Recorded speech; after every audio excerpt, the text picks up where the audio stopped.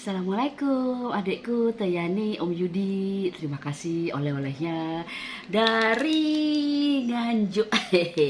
Sambal pecelnya endol aku suka banget. Pasti bapaknya juga suka nih ya.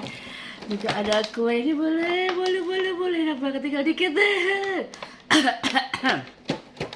Aku suka banget.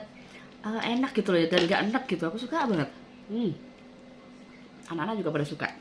Makasih ya. Mudah-mudahan rezekinya makin banyak, sehat terus dan bahagia selalu bersama keluarga tercinta. Oke, terima kasih. Assalamualaikum.